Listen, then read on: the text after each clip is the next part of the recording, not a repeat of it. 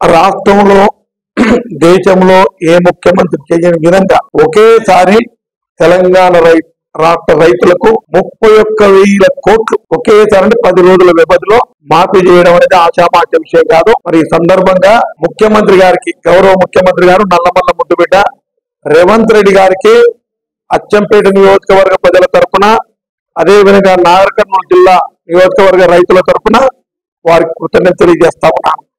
మరి మొన్నటికి మొన్న హరీష్ రావు గారు ఛాలెంజ్ చేశారు, మేము రాజీనామా చేస్తాం, మీకు దమ్ముందా చేస్తే అని చెప్పి.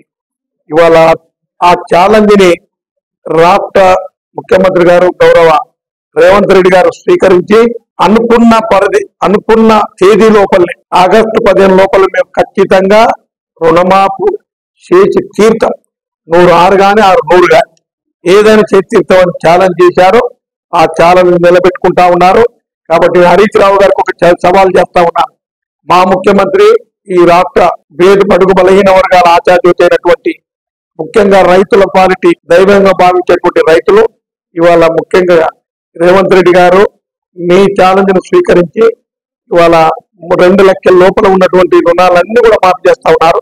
మీరు ఆ రోజు ఛాలెంజ్ చేశారు కదా, మీకు దమ్ముందా రాజీనామా చేయడానికి? ఆ రోజు మా ముఖ్యమంత్రి గారి ఛాలెంజ్ ను స్వీకరించారు. మీరు తప్పకుండా ఎమ్మెల్యేగా రాజీనామా చేయాలి, అదేవిధంగా రాష్ట్ర రాజకీయాలు తప్పుకోవాలి. ఈ 2 చేయకపోతే తెలంగాణ రాష్ట్ర రైతులకు క్షమాపణ చెప్పాలి అని మేము డిమాండ్ చేస్తా ఉన్నాం.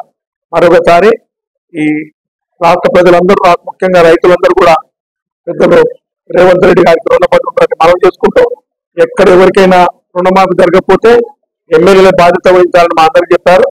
మేము కూడా నిన్న చెప్పాం, ఎవరికన్నా ఆ ఫిట్ అయి ఉంటే, ఆ నిబంధనలు ఫిట్ అయి ఉంటే ఎవరికి రాకపోయినా మా దగ్గర రండి, తప్పకుండా ఈ రుణమాఫీ చేపించి చూపిస్తామని కూడా చెప్పాం. మరి గతంలో కాంగ్రెస్ పార్టీ ప్రభుత్వంలో ఉన్నప్పుడే రుణమాఫీ జరిగింది, వైఎస్ రాజశేఖర రెడ్డి గారు ఉన్నప్పుడు. అప్పుడు ఇందిరమ్మ రాజ్యం, మళ్ళీ ఇప్పుడు ఇందిరమ్మ రాజ్యం పెద్ద రేవంత్ రెడ్డి గారి హయాంలోనే ఇవాళ రైతు రుణమాఫీ జరుగుతా ఉంది.